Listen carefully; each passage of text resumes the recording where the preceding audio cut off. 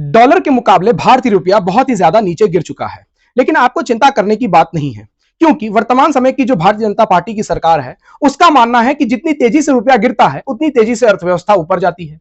लेकिन मैं आपको 10 साल पहले लेकर के चलना चाहता हूं, जब भारतीय जनता पार्टी विपक्ष में थी तो इन्हीं की नेता आदरणीय स्वर्गीय सुषमा स्वराज जी क्या कहा करती थी, सुनिए। चाहती हूं अध्यक्ष जी, रुपया केवल एक कागज का टुकड़ा नहीं होता, रुपया केवल एक करेंसी नहीं होती, इस करेंसी के साथ देश की प्रतिष्ठा जुड़ी हुई होती है और जैसे जैसे करेंसी गिरती है तैसे तैसे देश की प्रतिष्ठा गिरती है। सुन लिया आप लोगों ने कि सुषमा स्वराज जी क्या कहा करती थी। लेकिन अब जब भारत का रुपया गिर रहा है तो हमारे देश की फाइनेंस मिनिस्टर निर्मला सीतारमण जी क्या कहती हैं, ये भी सुन लीजिए। First of all, I would look at it as not rupee sliding, I will look at it as dollar strengthening incessantly.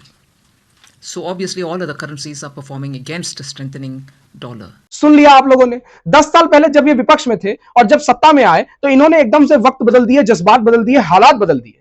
अब जब रुपया गिरता है तो कहा जाता है कि it is not our currency या फिर it is not our rupee falling, it is what about dollar strengthening. अर्थात रुपया नहीं गिर रहा है बल्कि डॉलर मजबूत हो रहा है। जब आप विपक्ष में होते हैं तो तमाम तरीके से बात करते हैं, लेकिन जब सत्ता का नशा सर पर चढ़ के नाचता है तो आपको कुछ समझ में नहीं आता है। यह देश की ही नहीं बल्कि दुनिया, समाज और इस देश के नेचर की ही हकीकत है कि जब आपके पास ताकत आ जाती है तो जो आप पहले कहते थे उस बात से आप विपरीत ही हो जाते हैं। यह बात सही है। हालांकि निर्मला सीतारमण जी की बात पर या फिर सुषमा स्वराज जी की बात पर आप क्या समझते हैं, कमेंट बॉक्स में बता सकते हैं।